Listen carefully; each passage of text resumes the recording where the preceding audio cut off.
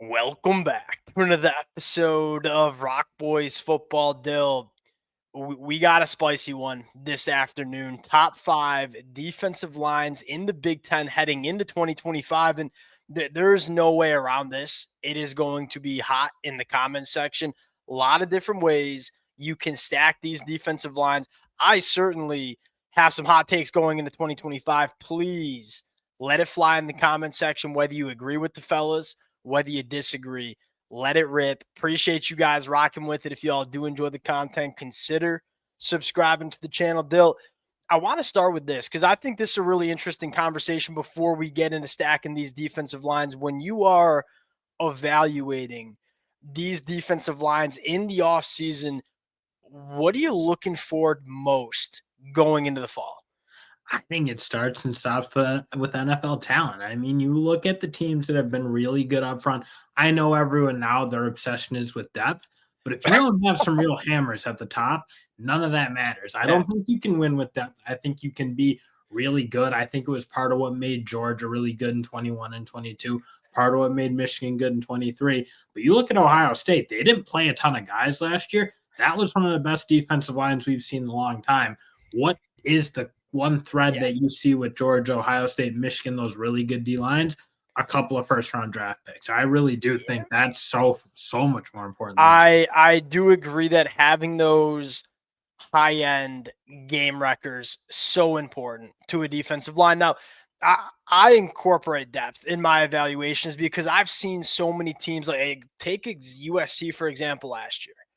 They didn't have more than 6 guys that I think they felt really comfortable playing, especially on the inside of the defensive line. That cost them football games in fourth quarters in the 2024 year. It's one thing to have a good starting 4 on the defensive line, but if you don't have enough guys to rotate with those big bodies, it's going to cost you. But one thing that should be noted, normally the programs that have multiple NFL guys on the defensive line normally have some quality Yeah, depth to I go. think depth is like just generally overrated. Like, yeah, you want quality depth, but like again, I look Ohio State, not Yeah. particularly deep last year, didn't play like they were deep. They might have been deeper, but their front 4 played 40 plus snaps pretty much every game. Same thing with Michigan, frankly, as well. Michigan was really good because they had 2 really, really good defensive tackles who just were, it didn't matter if they played 50 snaps, you were getting 50 really good snaps because they were that good. So I just look, you need those difference makers. That's table stakes. It's nice to be deep, but you need guys who, when they're on the field, are disruptive pretty much every play. All right, fair enough. Let's get into it. Number 1, Michigan. Now, there are probably some people looking at you in particular after getting on that NFL talent conversation saying, all right, well, you lose Mason Graham and Kenneth Gray, and how are you going to argue that they're the number 1 defensive line in the Big Ten? I'll handle that question first because I think you still have some high-end NFL guys, especially out there on the edge. Derek Moore, to me, the most criminally underrated football player in the country. I mean, you look at Derek Moore, Dill, I think he would have been a top 50 pick in the NFL draft had he wanted to leave after the 2024 year. 27 quarterback carries, a 23.5% pass rush win rate, elite stopping the run. And then you look on the other side and name that many college football fans not as familiar with in TJ Guy. Didn't get to see as much of TJ Guy, but as a pure pass rusher, was elite. Had 15 quarterback carries, a 20% pass rush win rate, was kind of a pass rush specialist at times for Michigan last year. Going to be asked to play a little bit of a bigger role in 2025. How are we feeling about this Michigan defensive line in 2025? And you said it. That is where Michigan's going to lead from, I imagine. And Wink Martindale, defensive coordinator, has already kind of said that. But that's not to say like Rayshon Benny, he's up there with any defensive tackle. I agree. I shouldn't say that. He's probably somewhere in like that 5 to 10 range. He's Yes. probably not that top 5 like Mason Graham type guy, let's say. But this is a deep unit. And I know I got up on the soapbox, said depth, whatever, not as important as high end talent. Again, I think I look first. Do you have those real difference makers? I think Michigan has it, especially on the edge. Yep. And they are just way deeper in that middle of the defense. And again, that is helpful because you get better snaps from your guys if you can play. And look, they might not have a top 5 NFL draft pick like they had with Mason Graham last year. In fact, they don't. Like, we can put it pretty simply. Rayshon Benny is going to get selected in the NFL draft. I would feel pretty good about Trey Williams getting selected in the NFL draft. DeMont Payne, probably like a UDFA at this point, but going to be a guy that's in the NFL. But then you're looking at guys like Trey Pierce or a guy like Inoeta. Like, can they take that step going into year 3? And I think we both are fired up about what Trey Pierce can be. He's not a guy that's even on some Michigan fans' radars that really could be a dude in the 2025 year, especially how you saw this kid come on late in the season in 2024. He's only getting better going into year 3. It's a really complete defensive line, and it's a deeper defensive line than what you saw last year. Dill, number 2, and me and you kind of argued about this because you thought Michigan was head and shoulders clear the number 1 defensive line in the country. I pushed back and said, I think you could make a very strong argument that Oregon has the best defensive line in the Big Ten. And it starts with Mateo and Tatum. Like, as pure edge rusher duos. Well, before you get too deep, you taking them over D-Moore and TJ. Yeah, Mateo, you and Tatum too. Yeah, 100%.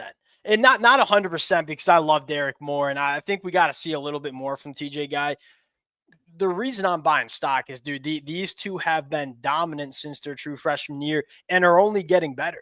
Look, as much as people want to yell from the clouds that Dan Lanning does not develop talent within this program, Mateo, you and Tatum took the field as freshmen, were very good as freshmen, took steps in year 2. They take steps in year 3. You're looking at, by far, in my opinion, the best edge rusher duo that you see in the country. And I'm good with that. Like, I'm okay with you saying that. I think it's really, really tight on the edge spot.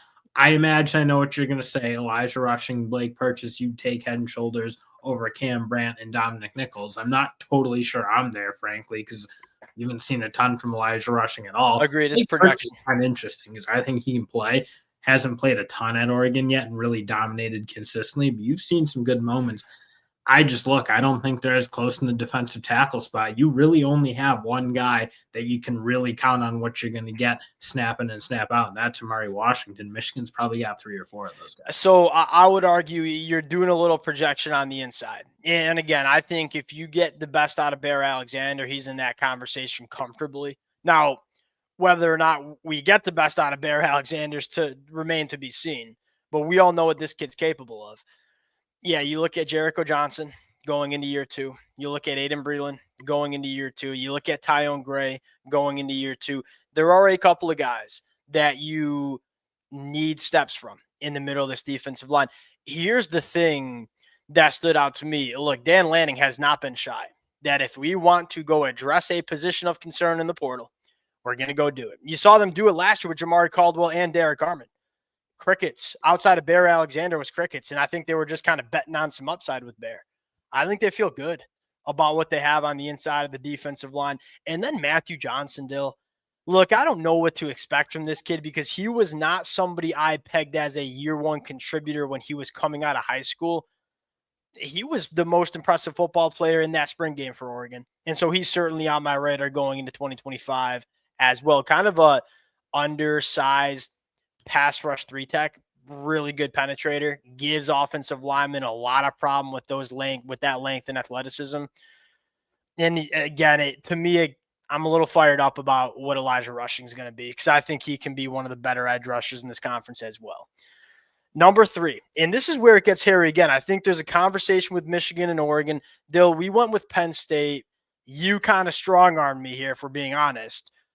And I don't necessarily disagree here because you have some, what you said, legitimate game wreckers, NFL dudes, denied Dennis Sutton, Zane Durant. Now, outside of those two, there are probably some question marks about the depth and difference-making ability for this unit, but it's also a program that over the last couple of years you have begun to trust that they're just going to pump guys out on the line of scrimmage, specifically on the defensive side of the football. And that's where, like, I'm certainly concerned if I'm Penn State about the edge room depth. I actually think the defensive tackle depth's a little better than people are letting on. Like, Alonzo Ford, I thought Gilliam played well. Like, you have a bunch of guys who have played a fair amount.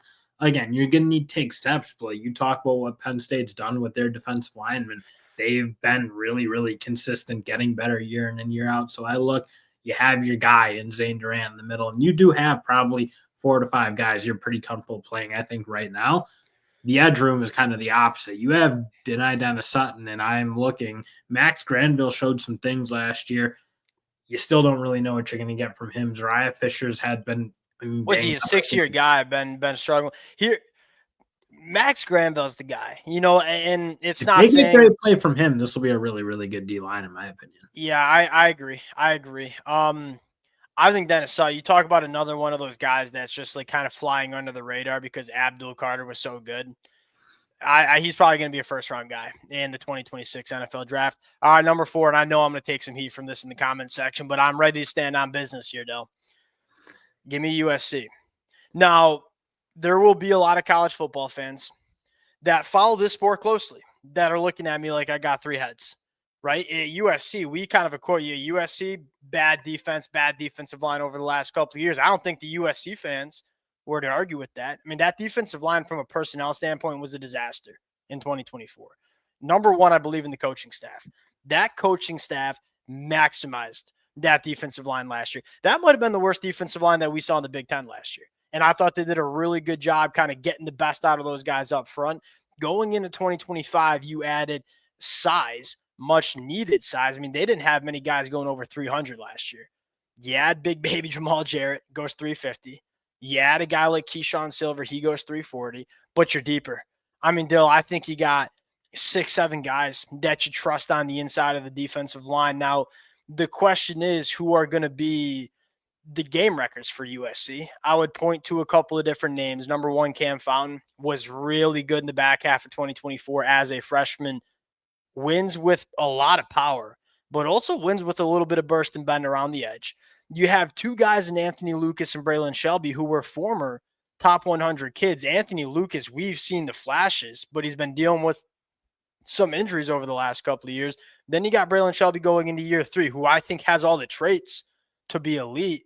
Dill, I am betting on a USC coaching staff that I think is significantly better than that they had 24 months ago to get the best out of what I think is a talented and young group with a couple of guys. Give me USC being a top 5 defensive line in the Big Ten in the 2025 year. And I don't think Ohio State's this is going to be one of their better defensive lines, to be honest. But you talk about coaching staffs. It probably starts with are there 2 better players than Kenyatta Jackson and Caden Curry on that US? Like, does USC have a player that you trust more than those 2 guys, what you've seen from them so far? I'm not positive because I know you talk about some of those depth or portal additions. I would take Bo Atkinson, by the way. I'd take Bo Atkinson over Kenyatta and Caden Curry. I'm not going to lie. When I wasn't looking at the forget about him a little bit. My mind, a little bit of a late portal at it in the spring. But yeah, Bo Atkinson. So maybe you got almost 3 guys. I think the edge room's pretty good. Logan George looked really good in the spring game. Again, I'm not 100% sure what you get from him at the Power 5 level. I think you got 3 really good edge rushers, and you have 1 really, really good defensive tackle, I think, in Edric Houston. But the thing is, like, we're in – I know I'm doing a little bit of that with USC, too, with, like, Cam Fountain, who, like, very similar to Edric Houston, did not play a ton until the back half. He was playing, like, 40-plus snaps a game. I like Edric Houston. That's not a shot at Edric Houston, by the way. I'm just worried about, like, how many players on this defensive line do you trust if you're an Ohio State fan? And I know it's maybe going to seem like – in the defensive tackle spot, you probably only really 1 right now. And again, Caden McDonald, that you've seen a little bit. I like him a little bit. I don't think you feel liability with him. Yeah. Is he a difference maker is probably the bigger question. Can he be that guy? Yeah. Because again, that's what made Ohio State so dangerous last year is they had 4 guys who were all really, really, really difficult to block. And here's my concern, Dill. Are you, like, at all concerned that Ohio State really didn't play many of these dudes? Edric Houston actually played a decent amount in the playoffs, and they started to turn it up with him, and I think he's going to be really good. It's definitely a concern. And again, it was going to always be hard to pull those guys off because the way they were doing it, they were getting really good play from that defensive line, and teams couldn't really take advantage of maybe gassing them out or anything. So I wonder, though, I feel like you talk USC's coaching staff. I mean, yeah, I know Larry Johnson takes his heat from the Buckeye fans, but I think most Big Ten observers look at come on. The Ohio State fans that grill Larry Johnson consistently, come on. Like, come on. I get the standards damn high at Ohio State, but Larry Johnson is one of the best in the game, in my opinion. Just had. And it's they've out-recruited USC at this position. It's not been their best recruiting position in the history of the world. Yeah. but there's probably more talent in this room than what Oof. USC has. I look again, I get it. I feel like right now maybe you feel like you have a few more guys in USC who you've played and who you've Yeah. seen what they can That's do in the Big Ten. But I sorry. don't know. It's tough to just assume It's them away the from Ohio biggest two State and Cleveland. storylines between these two programs is like USC. Like, why am I higher than most on USC? It's because I legitimately think they fixed the defensive line. Why am I a little bit lower on Ohio State? Like, it doesn't have anything to do with the quarterback play. Like, I'm blindly trusting Ryan Day to figure it out at quarterback, especially when you have the pass catchers that Ohio State does. My bigger concern for Ohio State, and one of the most slept on parts about this Ohio State national championship team we just saw, that defensive line was so good. And I look at it and just say, are we going to get a top 5, top 10 unit in the country like we did last year? I think that's a legitimate concern many Ohio State fans have. I don't think Ohio State fans worry too much about this team in 2025. But if you have a concern, I would guess to the ones who follow this program closely and want to take an honest look in the mirror, I think it'd probably be on the defensive line. Please let it fly. And I look, Before we leave, I think Iowa probably deserves more consideration than yeah, they that's did. fair. That's I'll fair. stand out for Iowa. I So look They have two really good edge rushers, in my opinion. Llewellyn and Herkett are both awesome. Graves a tough one. I think he had really good moments. I think you watch some games like the Ohio State game. Didn't see enough from him in that game. He needs to take Yaya Black's place and be a monster. Like, he needs to be really good. But they do have two guys who went for over 5 sacks in that edge room. Really, really productive, a really good program developing guys on that side of the ball in that position group. I don't know that I'd have Iowa 5, but they're like a close 6. They're nipping here's my take with Iowa though. And it's not me hating. I'm a Dill. You know this more than anybody. I'm a Hawkeye. sounds like some Iowa hate's coming. No, I'm a massive Hawkeye wrestling fan. Beside the point here. Here's my concern with Iowa though. They played very well at times on the defensive line in 2024, but go look at the offensive lines they were playing against. That's fair. And then when they play against a team like Ohio State ran the football for over 200 yards. Iowa's defensive line had 1 sack and 2 TFLs. I went back and watched that game against Ohio State. They're really the only quality offensive line I thought Ohio State played all year, and said they just weren't difference makers. It's not a hateful thing because I do think it's a very good defensive line, but I'm betting on a little upside with USC. I'm sure the Ohio State fans got something to say, and I don't blame them. Please let it fly. Like, the best part about the rankings episode is the combat that we find in the comment section. Appreciate you guys rocking with it. If y'all do enjoy the content, consider subscribing to the channel, and we'll talk to y'all later.